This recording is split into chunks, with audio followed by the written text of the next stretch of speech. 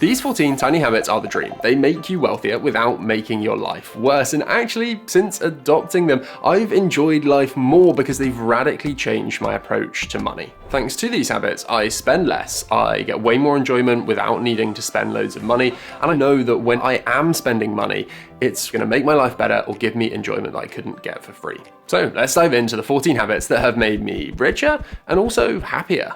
Alright, first habit is to leave it in the car, and this is one that Beth implemented into my life because as I started earning a very healthy salary as a corporate lawyer in London, I started spending money, quite a lot of money. Maybe 3 or 4 years ago, I would happily go on to Instagram, see an ad for something, be like, yeah, I fancy a pair of new headphones, and I would instantly buy things there. But Beth implemented a rule, which was I could only buy something if it had been in my basket for 24 hours before I bought it. This gives time for your rational brain to step in and for you to actually consider the buying decision. I think I'd probably buy what's in my cart then the day later about 50% of the time. And as a bonus, if you do this, generally loads of e-commerce platforms will offer you discount codes if something is left in your basket. It encourages you to check out, and of course, if you do actually want that thing the day later, you save money, so it's a win-win. Alright, next habit is one in, one out. I felt I was getting pretty frustrated finding that we were buying more stuff than we really needed and gaining more and more possessions. So, the rule is pretty simple. There are only 3 reasons you should ever be buying something. The first is that something is broken and you're replacing it. The old thing that's broken is going to go in the bin or be recycled. The second is that you have something that you no longer like or want and you're going to donate that thing to charity or sell it and you're going to replace it. The third is you're taking up something totally new, like there's a space in your life where you need something new. That is the only exception to the rule of one in, one out. You're taking up tap dancing and you need tap shoes. Well, obviously you're not replacing your existing tap shoes because you don't have any. But the point is, one in, one out, unless there is a very good reason why you need an extra thing in your life. Habit number 3 is wait to upgrade. As we get older, it is pretty nice to feel like you're moving up in the world. The problem is that once you upgrade, it is almost impossible to go back. And I have found this personally with, for example, nice hotels.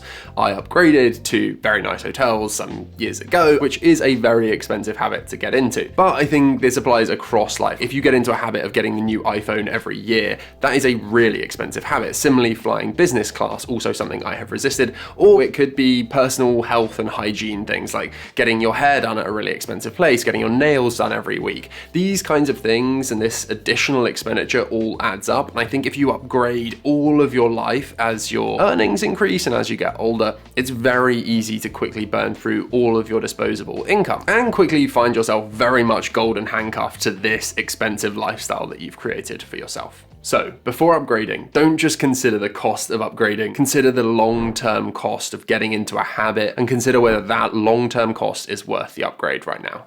Alright, next habit is to embrace free things. When you live in a city and have ads coming at you all the time, it's tempting to feel like the only way to have fun and enjoy life is to spend loads of money. But the reality is, I often find that actually going to those busy things that are often expensive are often the least satisfying experiences I have, and actually I have way more fun having a cooking competition with my friends at home, or having a cocktail night with my friends, hosting a games night, going to a free museum in London, going for a picnic, or meeting up with friends to do a 5k in the park on a Saturday morning, followed by coffee at mine from my coffee machine, which cost me about £1 a cup. It's really just getting out of a mindset where expensive is good, free is bad. Actually, often the best things in life are free. Fifth habit, pay yourself first. This is the classic piece of advice from Robert Kiyosaki's Rich Dad, Poor Dad. When you're young, I think it's easy to think, look, my earnings are going to grow considerably over the course of my career, and so there's really no point in me saving now, because what I'm saving now is kind of immaterial in the grand scheme of my life. The problem with this is it ignores the power of compounding, that when you're saving and investing in your 20s, you have a very long time period over which to have that money compound into a very large sum when you are older. If you wait until later in your life to save and invest, you just won't have the time to get the compound gains and you will lose out. So actually saving small amounts when you're young is even more important than saving even larger amounts when you're older. So I pay myself first. On the day I get paid, I have a direct debit that comes out of my account for a set amount. It goes into Invest Engine automatically, and then the rest of the money I have to spend for the rest of the month. Next habit, invest now, don't time the market. So at the end of COVID, I waited for about a year and a half before I started investing because I was convinced that the market shot back up post-COVID, we were in a bubble, and I thought it was going to all come crashing down at some point. But it never did, and I lost out on huge gains over the course of that year and a half by waiting to get in. You should be investing for the long term. All that really matters is getting into the market and drip feeding your money into the market, called dollar cost averaging, over time, so you smooth out any peaks and troughs that there are in the natural market cycles. And implementing this habit and the last habit of paying yourself first is so easy. All you need to do is set up a direct debit to transfer money on the day you get paid into an investment platform and have that automatically invested in the market. And I found the easiest tool to use by far is Invest Engine, who are today's sponsor, and also the platform that I use for all of my investments across both my business account and also my personal ISA. Now, I've been partnering with Invest Engine for a while now because I absolutely love the platform. And one of the things that really sets it apart for me is just how easy it is to automate getting money out of your bank account on the day you get paid into your investment account. With different platforms I've used in the past, I was having to manually transfer money in each month, and I often forgot. But with Invest Engine, all of that is automated. Money lands in my Invest Engine account. Invest Engine then automatically distributes that money between funds that I have selected and made allocations between within the Invest Engine app. Now, one of the other most important things to look at when you're considering any investment platform is the fee structure.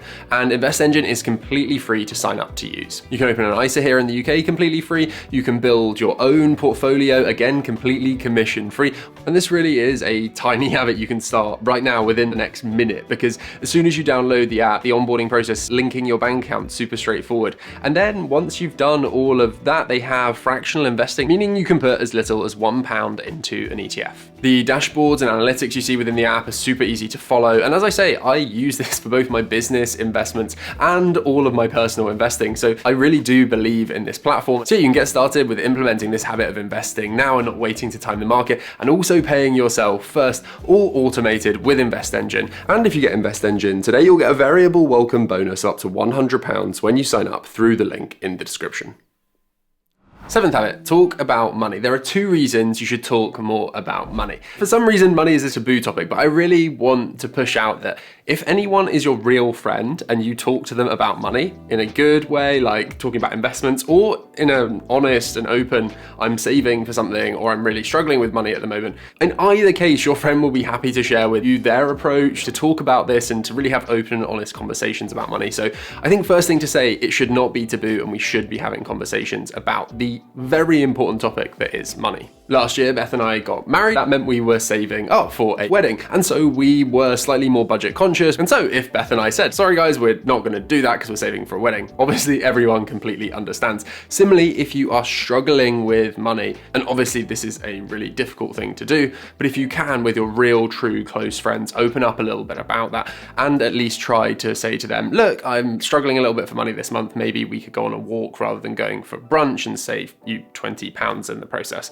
That is a really positive step. I'd also encourage you to talk more to your friends about money. Talk to them about this amazing savings account that you found. Share that you're making loads of interest each month, but they should be careful because if they earn over a certain amount, they'll have to pay tax on it. Or about the strategy you found for paying less tax by putting more money into your pension watching my channel. Or the reason you're not buying and are continuing to rent based on current mortgage rates. Or the reason you've not paid off your student loan because of the current interest rate. All of these topics are interesting things that are really important in life and massive financial decisions that will have a huge impact on your life and your wealth long term. And I think sharing these ideas, discussing different approaches is really, really important.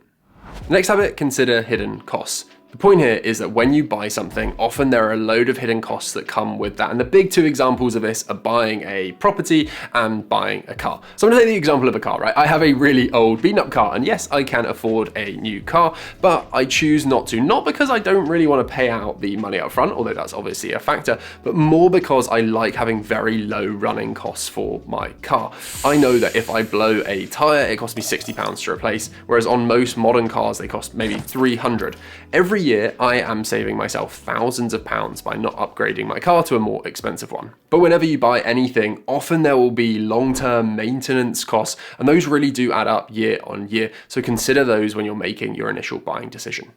Habit 9, know the best price. So this is one for when you go shopping in person. I personally really like going into shops because it means I don't have to order a load of stuff that doesn't fit me and then end up sending stuff back. So when I'm buying clothes, I generally like to go into store so I can try stuff on. And when I do that, I look on my phone so that I have an idea of what similar things would cost online. Now I've probably had 10 different times where I have looked online, found something that was in the store for cheaper, and maybe 5 times I've ended up buying it in store, even though it was more expensive, because that shop has either price matched or slightly beaten the price that I was able to get online. All right, next habit, be frugal, not cheap. There are some things where it doesn't matter at all what brand you buy. If you are buying cereal, for example, in my opinion, I actually really like Aldi's own brand and it is half the price of the branded stuff. However, there are other things, particularly clothes, where I have historically bought cheap items that fray, or when they've been washed a couple of times, I can't wear them again, I end up having to throw them out. It's wasteful, but it's also a total waste of money because it may have cost half the price of a good one, but actually I've worn it under half as many times. And the other way you should be frugal, not cheap, is by considering that your time is worth money. So when you're thinking about outsourcing things like cleaning or doing your ironing or cooking, for example, by buying more expensive, nice meal plan things like HelloFresh, when you're thinking about these expensive items, I think you always need to factor in time. To use a crude example, me spending time at the weekend ironing shirts is completely crazy because yes, I do have to spend money, but I'm not being cheap, I'm being frugal by outsourcing that and allowing me to make a video at the weekend, which makes me way more money than I would save by doing my own ironing. All right, 11th habit, audit your things. This is all about knowing what you have and then using what you already have. So I complete an audit of my stuff about once every 6 months. And that means auditing what I have in the office, for example, and then on a different day, auditing what's in the kitchen cupboards, auditing my wardrobe. Doing this for toiletries, I think especially clothes and food, means that you use what you already have. You make sure you're not throwing stuff away needlessly. With clothes, for example, you realize, oh, I didn't realize I had that top. I'm now going to remember I have it, I'll wear it, and also I won't buy something similar. Next up, work out your hourly pay. So 2 questions, why and how? So the reason this is so powerful is that once you know what you actually earn each and every hour net into your bank account, you can equate what you're buying to what you have to do to get that money. And often it might be that buying a new pair of Nike trainers would actually take you a day and a half's work. When you put it in that context, the new trainers maybe seem less appealing to you, or if you really love trainers, maybe that's like a great deal. It really puts into perspective how much you're spending as against what you're having to give up in order to get that thing. In terms of how, I have an entire video on this where I worked out my hourly wage and then equated all of what I was spending to hours worked. But essentially you take your net pay, that's after tax. You then deduct stuff like the cost of commuting, any other costs associated with doing your job, and you then divide that by the number of hours you work, again, including stuff like your commute. And you will end up, I guarantee you, with a figure that is quite radically lower than you would think. And that, I think, gives you really healthy perspective on buying decisions. Okay, we're on to the penultimate habit, and it is to know what you're spending. So even if you don't have a budget or a complicated way of tracking your spending, I have videos about how I track my own spending that you can go and watch after this. Even if you don't do that, it takes a minute or 2 to scroll through quite a lot of your spending in your most used banking apps and to identify within that, wow, I'm spending £100 a month on a phone contract. I should do something about that. My electricity bill is £190 a month. It used to be 100 just a few months ago. I need to check whether the prices have generally gone up that much. Would I be paying that much with another supplier? You can save yourself hundreds of pounds every single month very, very quickly by just looking at what you're spending, quickly going on a price comparison website, and then deciding, oh, actually, yeah, I can cut spending every month by just switching supplier.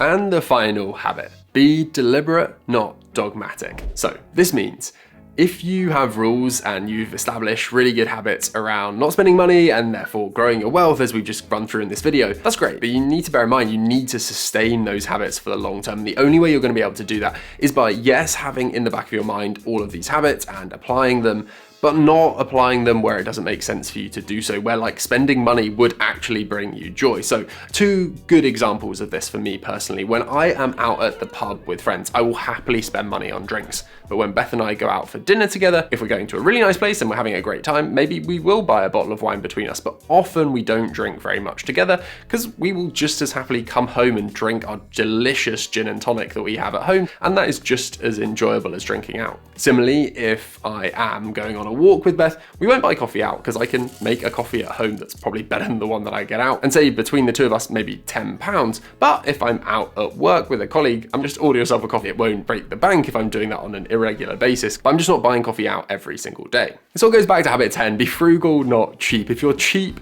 and never spend any money, your life's just gonna be completely miserable. But be frugal, be deliberate with your choices in what you're buying, what you're spending money on, how you're allocating your resources each month, including investing, saving, paying yourself first, drip feeding money into the market using Invest Engine, today's sponsor, and you can go and sign up again through the link in the description. And yeah, I really hope you've enjoyed these 14 tiny habits that have made me pretty wealthy and are continuing to make me wealthier every single month. You can go check out one of my other videos right after this. And before you go, please do give this video a like and drop me a comment. I always read every single one of your comments, I promise. And I look forward to speaking again very, very soon.